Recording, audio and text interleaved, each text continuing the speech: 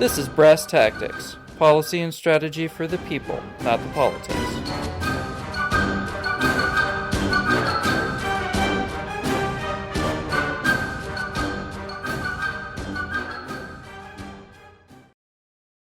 Welcome back to Brass Tactics. I'm Joe McGiffin, and with me today is Pete Pee-wee Mitchell and Matt D.D. Dorizio. And Matt, we're going to go ahead and have you repeat your intro. You can save some of the teasers about your book because we're probably going to switch the order of recordings on these ones just because I feel I'm really proud of myself for this title, so I need to release it next week instead of the original one. So I'm Matt Dorizio, author of the Finnish Maasenga, three-line rifle, the Ukko-Pekka, a book that I wrote over the last 5 years on Finnish firearms and history, covering roughly 1918 to 1986. Reference for all things Maasenga plus anything else under the sun that the Finns used from the War of Independence through the end of the Cold War. However, I masquerade as an Army logistics officer as well, and am more than happy to be back on Brass Tactics, one of my good friends here, and ready to cover any topics we got. Why Finnish? I was a very poor college history major subsiding on a $350 a month stipend from ROTC, and I realized that I could afford Maasengas at the time while I was in college. And the Finnish ones were a little bit more interesting to me than the Russian ones, which all reeked of Cosmoline and came out of large green chests and generally looked the same, whereas the Finnish ones had a lot more wear history marks on them. And I gravitate towards variety of marks. So I started collecting them in 2009. And then eventually I realized it might be helpful to learn Finnish along the way, which was a really masochist thing of me to do and try to learn Finnish. And eventually went down the rabbit hole of going to the Finnish National Archives, which are far more accessible than our own here in the United States. They're just in Finnish, which is a problem. So I managed to get a bunch of original documents, translate them, compare that to collector notes I'd learned over the last decade, and finally came up with a semblance of a book, mostly because the current books out there are just either in Finnish, which is fine if you speak Finnish, but not many of us do, or there was a couple of English language books that weren't any good. So I thought, hey, this is a great spot. I can write a book. Easier said than done. Your jaws have more than enough crush strength to bite your finger off at the knuckle if you really want to, but who really wants to do that? So I compare that to writing a book. Anyone could do it if they really want to. It's just not a natural thing to do. But why Finnish? Yes, the Finns are interesting. The Winter War and then the continuation war that comes after it. You just look at a country that is very shrewd in making decisions during World War II solely for its national survival, whereas every other country in World War II gets caught up in something greater. Finland's out there for numero uno in World War II, which means if they have to fight Russia, they'll fight Russia. Or if they have to fight Germany, they'll fight Germany. They'll even fight the British at one point, even though the British wanted to be their allies earlier and fight the Russians in Finland, which never happened because the Germans invaded Norway. So Finland can swing any which way it wants in World War II. And even though they lose about 15% of their territory and their second largest city, Viipuri, it's just, at the end of the day, they're independent at the end of World War II, and no one else in Eastern Europe can say that. Maasenga had a lot to do with that. That's pretty wild. Yeah, that's it in a nutshell. And yeah, you have people like Simo Häyhä, who most famous sniper of all time, although people say he had between 500 and 600 kills in about a 4-month time period. When you actually read the sources, it's 214, but 214 is still a hell of a lot more than any U.S. snipers had in history. I mean, you look at Chuck Mawhinney in Vietnam, had 109 in 1 year. Simo's got 214 in 4 months. It's a ridiculous amount. And he didn't use a telescopic sight. He used iron sights. Okay, well, that's a lot more impressive, I'd say. Well, forcing a segue out of this, one of the interesting things about snipers is that they can outdistance a lot of other threats on the battlefield. In a sense, they're able to project that military force a lot further than anybody else can. You see what I did there? Mm-hmm. I know you're impressed, Pete. And that brings us to today's topic. We were going to talk a little bit about force projection. And part of the inspiration for this wasn't actually snipers. That was just really cool.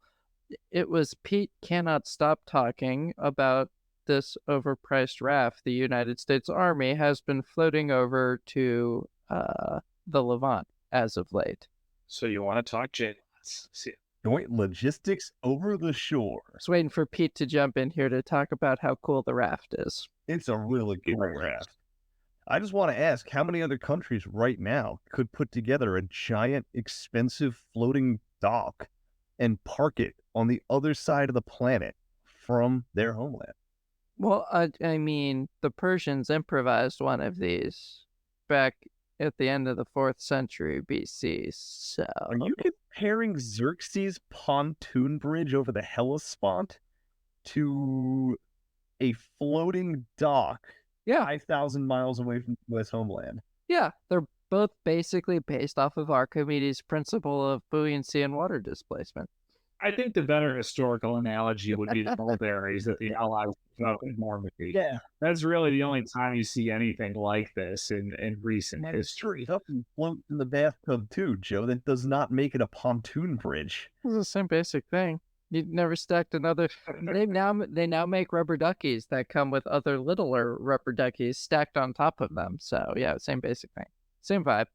But just like Matt said, the only other country that's done this before was the U.S. But this time it was only, I mean, the English Channel is only, what, 30 miles wide between Normandy and the UK. So this is a pretty impressive feat. Now, here's a question. I mean, could the Chinese do something similar off Taiwan if they wanted to? Are they going to use this as an example of force projection? I mean, capture a harbor, hold your own. Yeah. Well, or even if you do have the harbor. Alexander the Great did this to Tyre too, just to spite them. Alexander the Great built a causeway. It's not going to get not same vibe. There's nothing like this. Yeah, he needed to connect 2 points to get things across, and that's basically what the floating pier does. I think it's called the Trident platform. I don't know. Sometimes details stick, sometimes they don't. When you connect an island to the mainland and then storm it, is it still an amphibious operation? No, but I don't think JLOTS is necessarily considered an amphibious operation either. Why not? You're moving stuff from the ship to the island. That's literally amphibious. Because it's not littorally centric. It's just meant to overcome an obstacle. So look at it this way, right? So joint logistics over the shore as a concept is the idea that we're invading we are landing somewhere. Providing humanitarian assistance. Or otherwise operating in, we're not able to use a port or a harbor to unload things from boats. So how do you unload boats? Well, you can beach them or you can dock them. Those are typically the 2 ways. You could use longboats to ferry supplies ashore. You can dock any boat option, right? If you're brave enough. Word is lighters. Lighters. Sorry, I'm living in the 17th century right now. I blame my pirate. Longboats. You're a Viking warrior. You're living in the 11th century.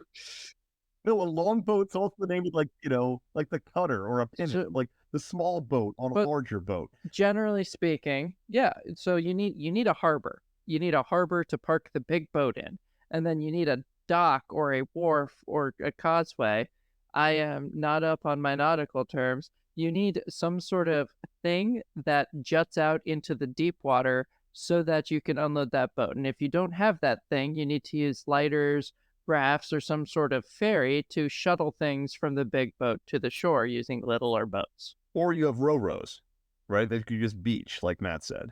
No. Oh my gosh. Row, no. Pete, sit in the corner, Pete. Go sit in the corner. Rows. Don't go back on your long boat. No. So a landing ship tank from World War II that could beach itself. That would be amphibious. That could, yeah, row it. Like you could roll on and roll off of it. You're not. No. Pete, the idea is that you're not rolling on and rolling off of it from the sand. The idea is that you can drive your rolling stock onto it, right? As opposed to having a crane to hoist it on. So think harbor car ferry is like a rope. Oh, okay. That's not going to beach itself on the shore. Oh man, it would have been a lot cooler. I mean, it's not. I mean, ideally that you could beach it, right? That'd be nice because then you have a lot of other things that you don't have to worry about. But the problem is these boats are so massive to carry such heavy equipment. They cannot they draft they sink too deep in the water. So Right. you can't get them close enough. And so the solution to that is, well, you build a pier. And if you can bring a pier with you that's pre-built, then you can get that pier installed much, much faster.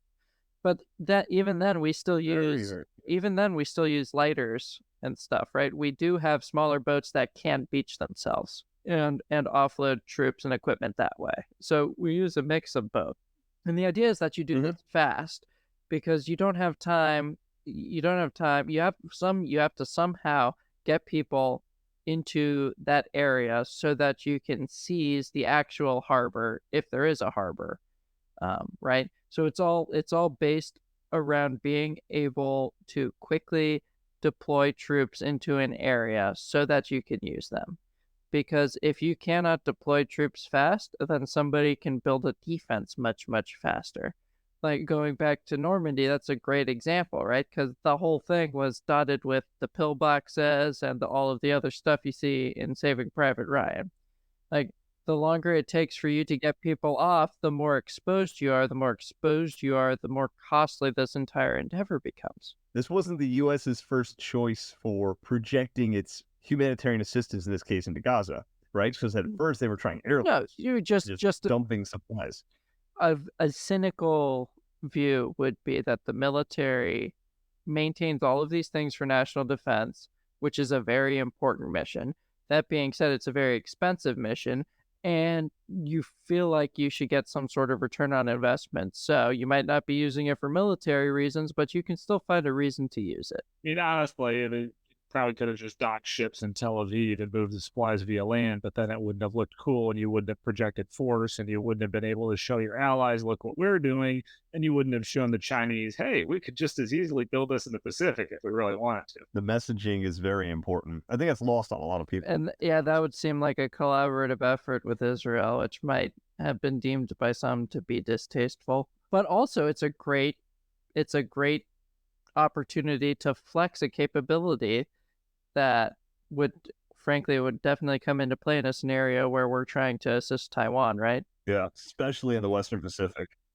You land on that that somewhere closer to that far eastern, more mountainous side where there isn't infrastructure set up for something like this, and you can set up a staging base, and then it makes it much harder to defend against because you could, in theory, land almost anywhere at that point. You're giving me shades of Pusan perimeter in Korea right now, though, Jeff. We've already fallen back to this little tiny enclave here. Let's build a port, guys. That is fine as long as we're within range of naval fire support. Well, if we only had battleships or heavy cruisers and not the littoral combat ships, it might actually do something. No, we got the Zumwalt class. Yeah, so be fine. So that's we got 3 of them. We can't shoot. Great. We should probably unpack the Zumwalt class, the littoral combat ships, a little bit, because those have been in the headlines quite a few times in the last 5 years or so. And that plays into that's Well, the whole point was they were trying to fill a niche for this whole force projection thing. So this mobile pier, this comes into like the sustainment stuff because you got to sustain your land army as it's moving. But the naval fire quip that one of y'all just salvoed off. See what I did there? I mixed in some naval artillery puns. Anyway, just staying in the protection. Yes. An air defense term too, dude. It just means firing in succession. Yeah, but you guys came way later. They're their little one. Well, I can't deny that. But the air defense, like, there's integrating all of these things is a major part of that force projection because you, even assuming you land your guys fast enough, you still can't land them exposed because they'll just be bombarded by somebody's artillery or somebody's missiles, or as we talked about, or as we'll talk about next week a little bit, these new kamikaze drones that fly around at 60, 70 miles an hour that are near, we still don't have an adequate answer for. Indefensible almost. If we only had SHORAD, what's ADA doing? Honestly, even with present SHORAD models, it's not sufficient. There's not enough. There's not. The What? SORAD acronym alert is short range anti-aircraft artillery or air defense, short range air defense. Yep. Right? Yep. Yes. Things that shoot within 3 to 5 miles.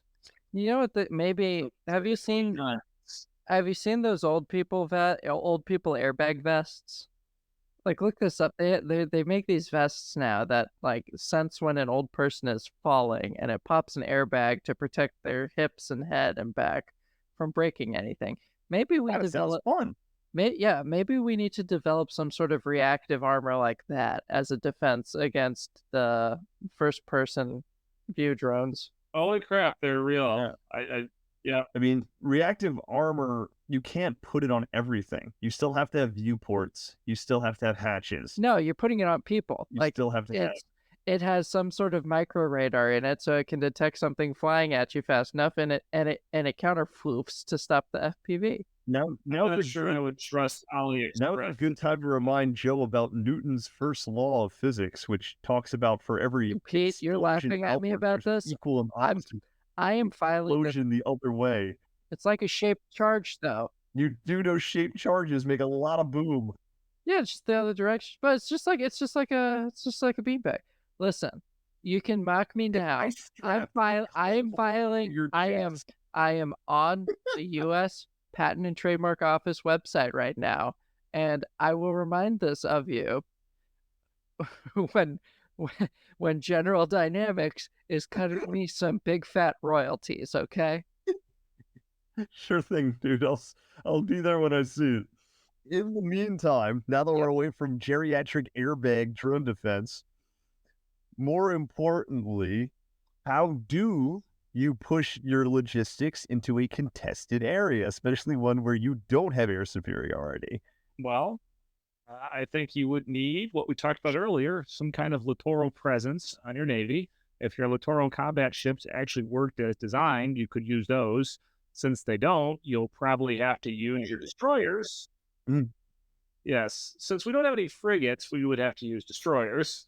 The whole idea was the littoral combat ship replaced the frigate, the minesweeper, and the what's the other one there? Oh, the patrol craft, the cycle. Anti-submarine warfare, anti-mine, But- and direct fire. Right, those are the 3 mission sets. Backing this up all the way back, right? Before we start some of these details. The whole point of the force projection, right? It's the idea that you clearly have you have pre-staged all of your military force in such a way that you are all but guaranteed to win. You are deterring somebody from taking violent actions against you by demonstrating how ready you are to smite anybody who does so. And so you are projecting force beyond the borders of your own country. Pete, our earlier talk on Israel-Palestine, where we talked about how Israel doesn't have any Israel very much likes preemptive strikes because they don't have enough land mass where they can afford for somebody to take the first move against them. So they project force beyond their borders. Right. The U.S. projects force globally in order to defend that free world, free trade enterprises that the U.S. holds so dear, that it's spent a lot of blood and treasure last century and this century putting into place. And so that force projection, which is out of character because the United States, because it has such geographic depth and isolation, it's historically not turned to preventative or preemptive attacks because it simply can absorb the first blow.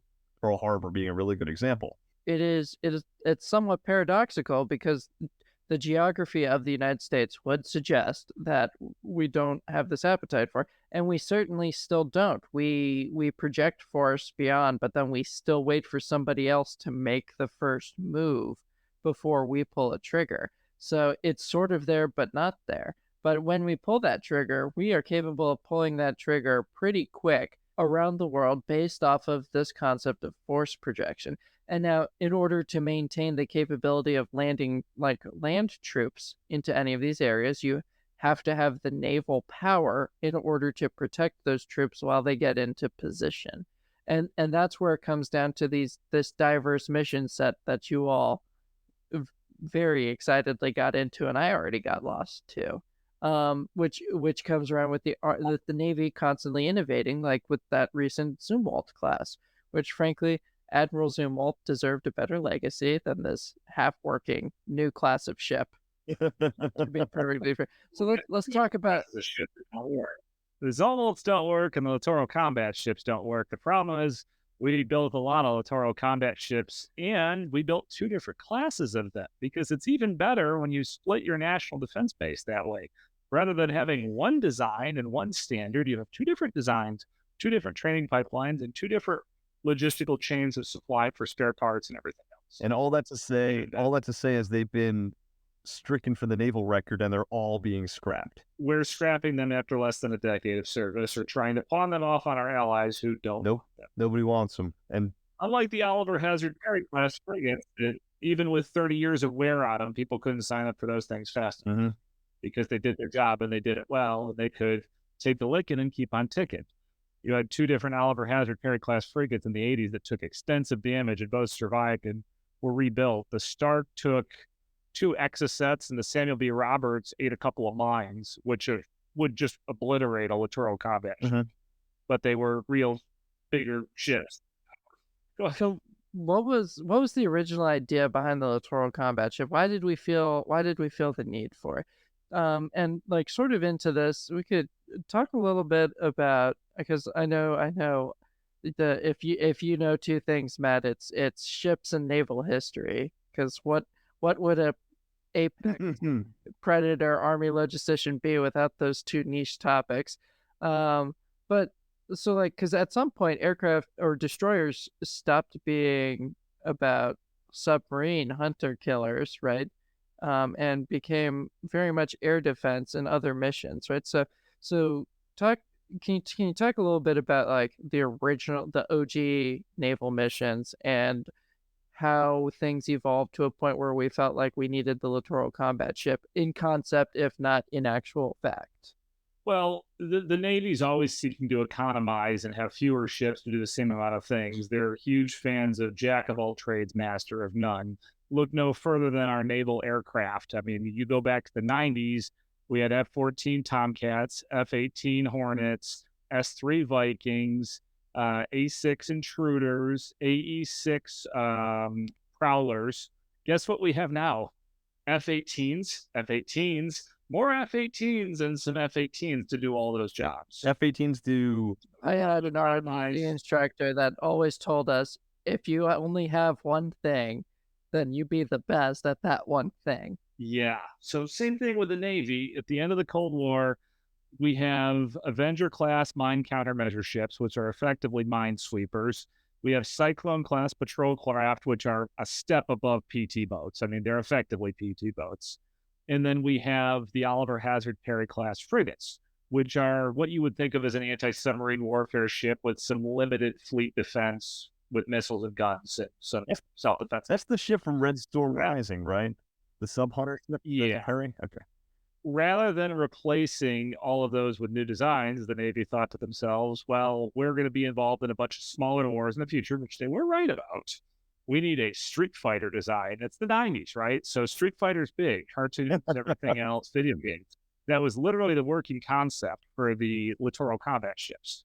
And eventually they come up with this design where they'll have all these different multimodal mission packages. So you sail into Bangkok or, Osaka or some other harbor, and you swap out your mine countermeasures package for an air defense package or for a surface warfare package.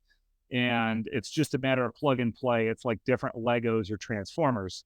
In reality, you don't do that easily. And they figured out that none of these packages really work that effectively. The ships themselves don't work well. They break down all the time. And because we neglected their replacements of the other classes, like the Cyclones, which are all out of service now for the most part, the Avengers, which are only a few of them are left, or the Oliver Hazard Perrys, which are all completely gone, we've had to start over from square zero.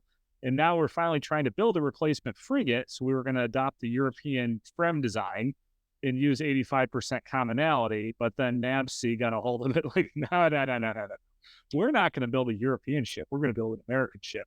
So now we're years behind budget and it only has 15% commonality with the original design. And once again, we've kicked the can down to the road where the first Constellation class frigates owed to the original USS Constellation from the original 6 frigates won't hit the water for, I don't know, the next 5 years. So we're left with a bunch of little crappy ships, which is not the real acronym of the LCS, the Littoral Combat Ship, and no replacements or upgrades for any of these other mission things that are pretty vital. If you look how effective mines have been in history for denying areas of the ocean or any sea or river to naval forces, it might be worth having some things that can destroy them.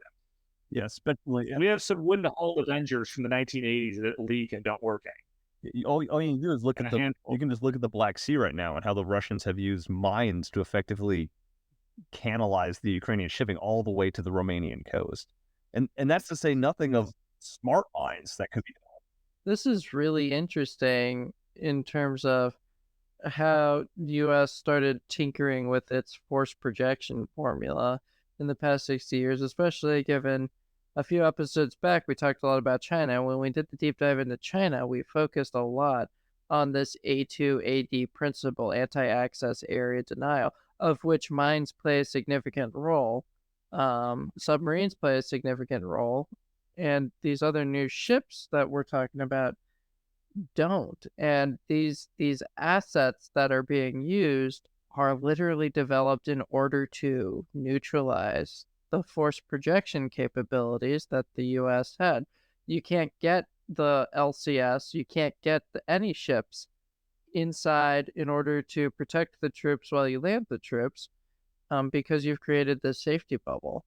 And from that, we're now spinning off into a whole bunch of different drone applications too, so that you're removing the soldier, the sailor, the warrior from the fight with because I can somehow find a way to mention them in every single episode. And maybe Pete, maybe we should just ask Anduril for a sponsorship at this point.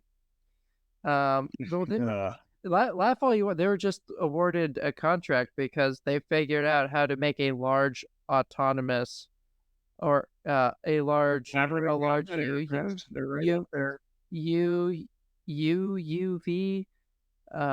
They basically made a robot submarine. Like they've made the biggest robot submarine so far successfully. They just were awarded a huge contract for it. Yeah. So one thing so Matt got me looking up the Cyclone class patrol boat.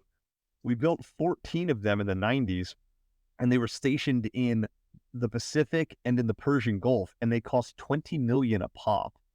The Littoral Combat budget, 20 million, yes, and the Littoral Combat ship cost $500 million. Now we're talking. Those were rookie numbers when it was 20 million. We're not going to get anything going with the defense industrial complex at 20 million. Unbelievable. We can't put an American flag on a ship that was that cheap. You could have bought the entire flight of Cyclone patrol boats for 2/3 of the cost of one LCS. It's unreal. You would have had more capability as well. Well, it's so bad with the LCS that this ongoing Freedom Sentinel patrol that we have in the Gulf of Aden, they did not bother to take the LCS along with them because they were terrified that they would get hit and they had no self-defense capabilities. So it's so bad that we just had a landing platform dock transport get a drone kill with its rolling airframe missile. No way. So we had just had a drone kill? We had a transport ship get the first anti-air kill for the Navy since World War II. They couldn't spare a destroyer to escort it? That's insane. It was on its vector and they shot it down. Yeah. So the fact that we trust one of those, we don't trust an LCS. The carrier ship was escorting the LCS. I mean, they were probably afraid that the doesn't the drive shaft have a problem with cracking, and so they had to tow one of them back into port? Yes, they do. And the hull has corrosion issues as well, which when you're in salt water, I do. Back to wooden ships, baby. Wooden ships, that's what the Avengers are, Pete. Well, yeah, you got to. It's pretty hard to stop magnetic line when you're holding on lines. Exactly. It's very clever. Well, I mean, but no, I mean, to go back to your point, Joe, I mean, so you have the LCSs, and then you have the Zumwalts, which are the opposite end of the spectrum. In the 90s, This is like $1 billion. Corals, they're really expensive. More than that, they're like, if you count R&D, they're like 9 billion a My pop. gosh. Stupid.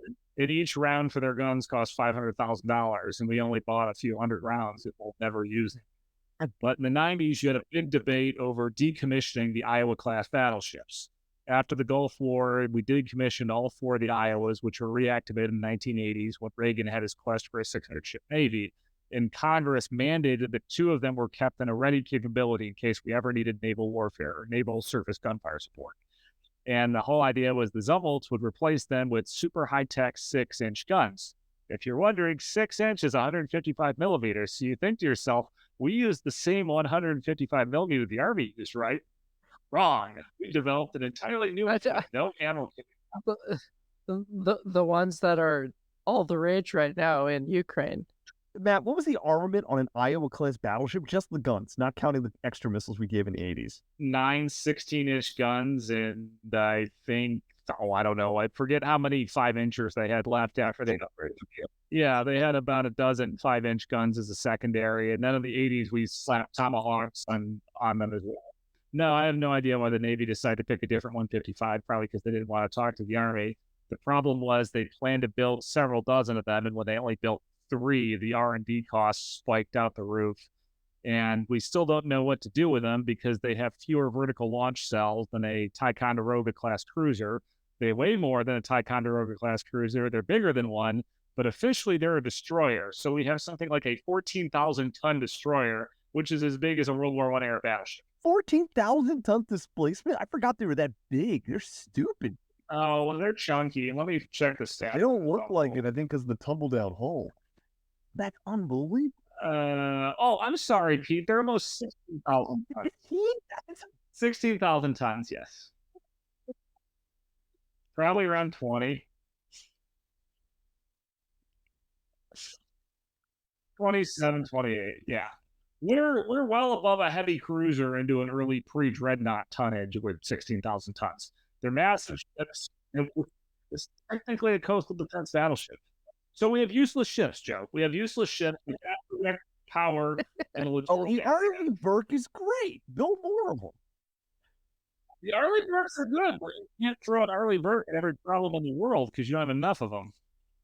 Like, when every problem is an Arleigh Burke, you're going to run out of Arleigh Burkes pretty quick. That's the last ship the Navy did a good job designing and built well.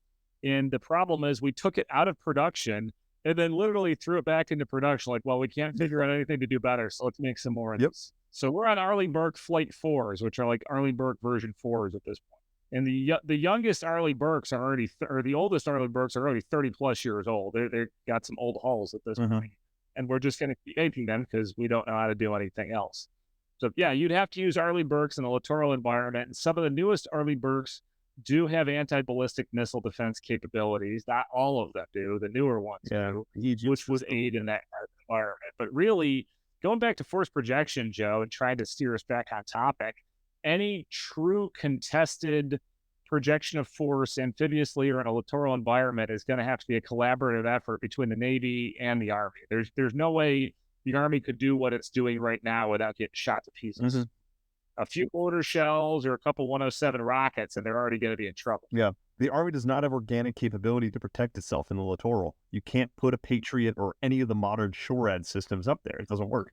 Yeah, as we talk about in the next episode, you can have the best, most well-equipped, most expensively trained, elitist soldiers out there, right? But that's not even half the formula. It's you need to have the right troops, the right military assets in the right place at the right time. And the concept behind force projection is that you have them there. You have anybody in any place at any time you could possibly need them. And this is a very expensive endeavor, and it only gets more expensive as new toys and new innovations create new ways of ruining stuff. And some of our own new toys, like the littoral class combat ships, just don't pan out. So this becomes a very expensive endeavor, and especially with drones and rocketry and where that's come along, it's looking like that force projection, we might have to let go of it as a concept coming here pretty soon, or at the very least, we're going to very much have to choose where we are projecting force from now on because we cannot effectively project globally the same way we used to when we were the lone superpower.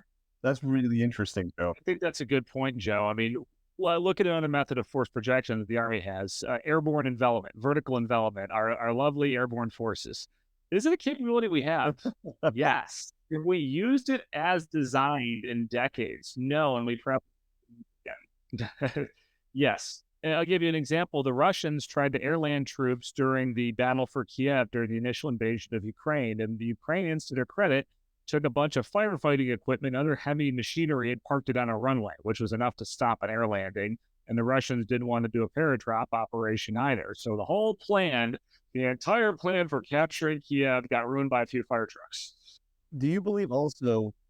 Do you guys also think that with the advent of drones and precision weaponry and its spread, that the gaps widening between the haves and the have-nots, that poorer nations that cannot afford this kind of externally focused security are even more limited in their ability to project force, and so therefore the ability to project force will become clustered in the hands of an elite few nations?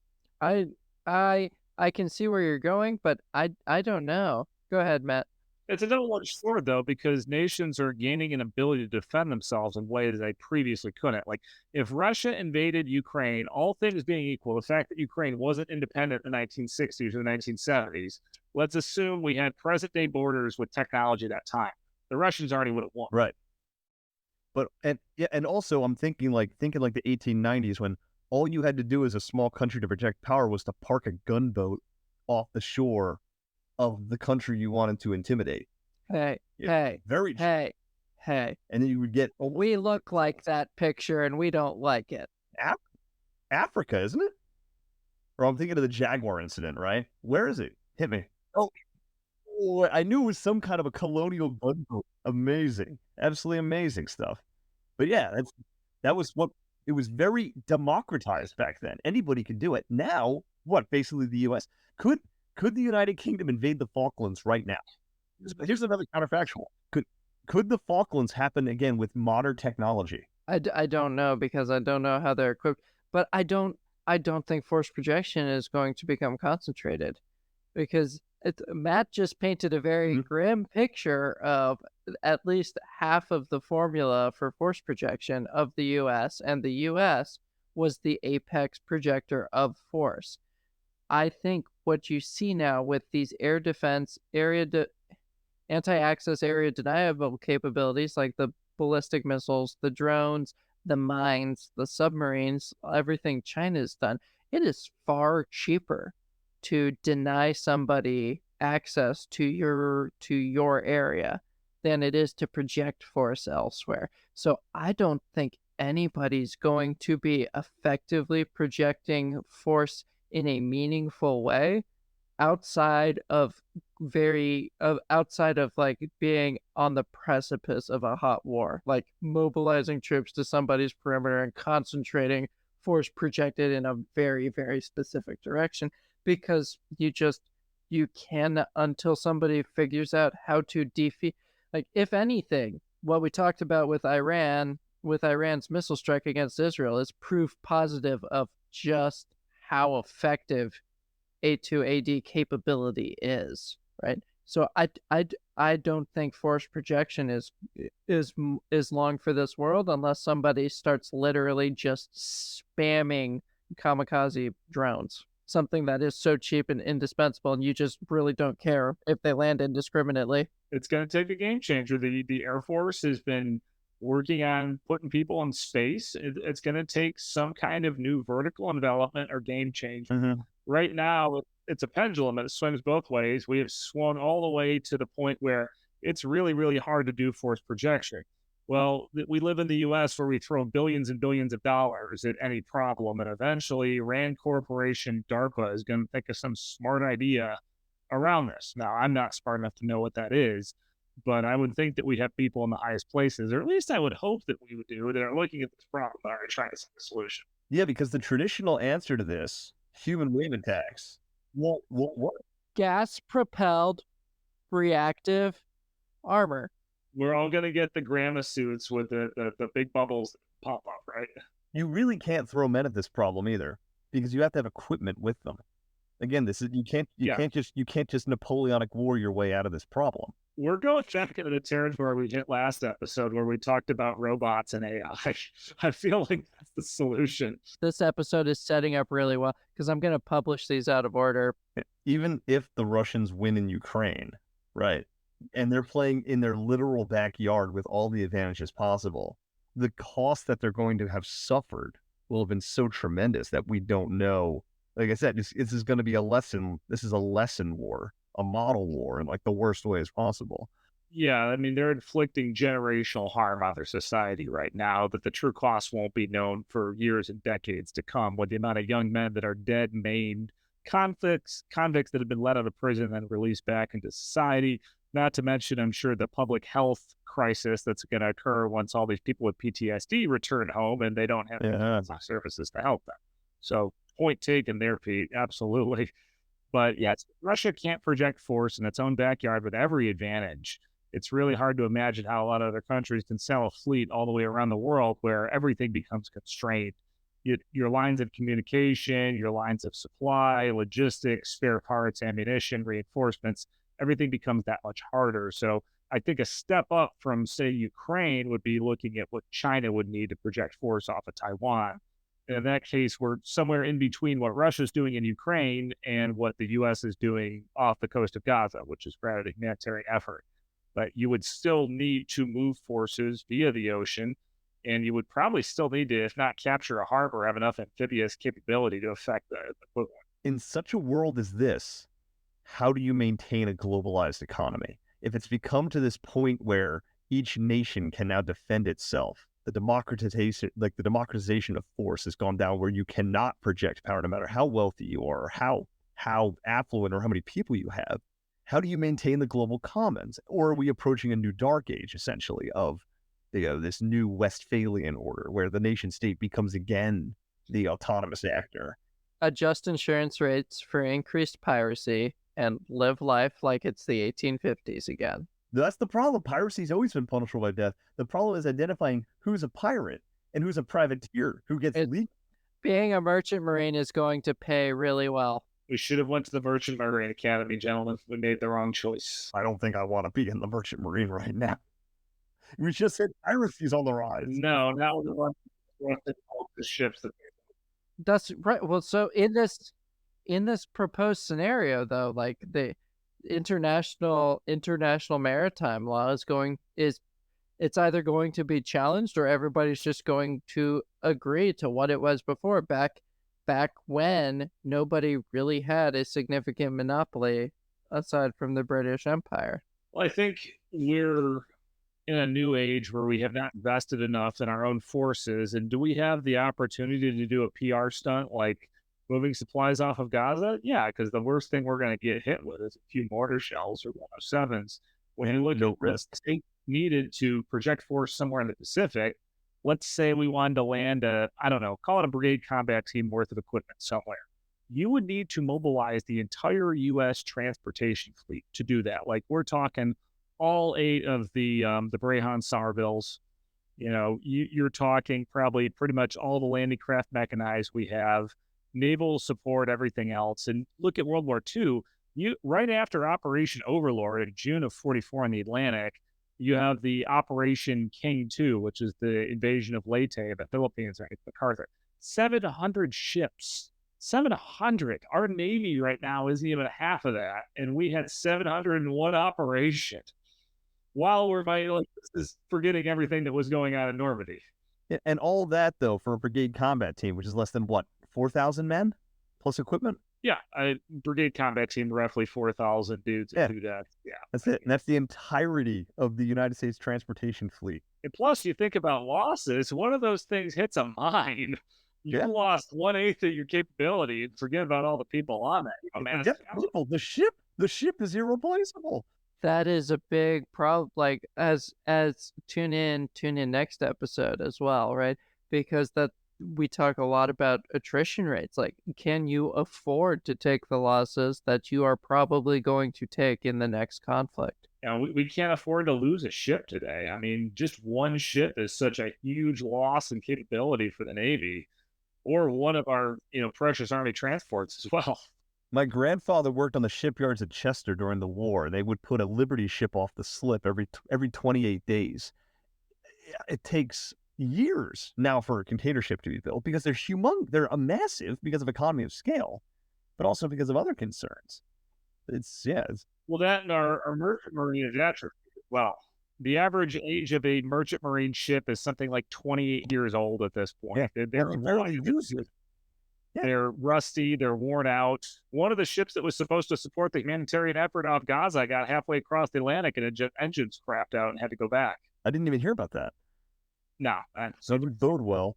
no, they have not been maintained well, and we don't have a mothball fleet the way that we did during the Cold War as a backfill of ready ships. No, they've almost all been scrapped. Correct. We don't maintain a reserve fleet. Raise down. Let's see which one it was. I want to say it was a Ro-Ro, which are Pete's favorite ships. Ooh, I do love those, but I did learn they don't beach themselves now, and I'm very disappointed. Once. They just can't free themselves afterwards. Any ship can become a submarine once. So therefore any ship can be amphibious once. Anyone can skydive without a parachute. Yep, here we go. Navy ship underway for Gaza Pier mission suffers fire, returns to U.S. One of the Navy's military Sea Left Command's ships slated to take part in building a humanitarian aid pier off the Gaza Strip suffered a mission up last week and had to return to Florida. The cargo ship, Second Lieutenant John P. Bobo, suffered a fire in its engine room. I bet you if I pull up that ship, it is 30 years old. Oh, not Bobo. The Bobo broke down. Dang it, Bobo. So let's see how old it is. Yep, built in 1985. So it's 39 years old. That's our military Sea Lift Command right now. Yikes. Yikes is right. So, I mean, if we imagine that thing wasn't carrying humanitarian aid, it was carrying, I don't know, the ammunition supplies for a division or brigade combat team, I hope you know how to ration rounds or you're on a controlled supply rate for your artillery because you're not getting any extra ammo anytime soon. But yeah, that is a huge problem when we talk about forces. As much as we've kicked it around, let's see somebody else's. Let's compare our large lift vessels like that to the next person's, right? This is a really good conversation, but we're gonna limp this one back to port like it's a littoral combat ship. Oh yeah, we just lost our engine. We're getting towed. By the way, we've got a hull leak. All right. So force projection definitely an open question, given how much cheaper it is to counter force projection these days with your A2AD capabilities. Anybody got a witty final note to leave this on? Pete, you were cranking up for something when you row your longboat, Pete. No, I'm just upset that now they're called lighters. All my freaking information about the age of sail Since the 1800s, really you mean? shockingly obsolete. Now I want to know what else I don't know. The things that were called lighters since the 1800s. Well, I need to hang out tugs more and with pilots. you guys. I mean, all of those things. Or is it quays? A wharf is a Keys, bigger quays. causeway, right? He's also a character in Star Trek: The Next Generation. Thank you. That was very nerdy, but that should be right up our audience's alley. Absolutely. Or they're I don't have anything witty, but I wouldn't want to be the person building force projection off some other country right now. I definitely wouldn't want to be in the littoral combat ship in littoral waters. Doesn't sound like a very good time to me. Oh, and by the way, yes, Joe, I was wrong about the average age of ships in the merchant marine. Of the 46 ships isn't it? in the 43 years. So you're only off by like half. 43. Hey, older than us. That's good. Yes. Not exactly something I want to trust getting my equipment to a combat. So most Hey, things life begins at that we 43, use. Matt. Haven't you heard? They're not even having a midlife crisis. Dying. But it's the dog years of our merchant marine fleet. They're on life support. That's for sure. All right. We could do an episode on the rise of piracy too. We could. Or we could kind of dive into the Navy and acquisitions that went bonkers. So I feel like acquisitions, defense that's true. acquisitions in general might be a fun one. Yes. It's worse than the pile of balloons I have downstairs for my kids. Just everything. Do we even complete anything on time and under budget? I don't think so. Well, we completed this podcast on time and under budget. Not bad for an episode. Only because the budget is free and the time is just whenever we had available. So, yeah. Amen. If only America's defense infrastructure was as agile as my startup here, then we'd be really cooking with Crisco. Maybe my scathing words will be enough for national defense Matt, you want to moving tell the forward. listeners buy and finish? Well, I think our podcast works about it. There it is, right there.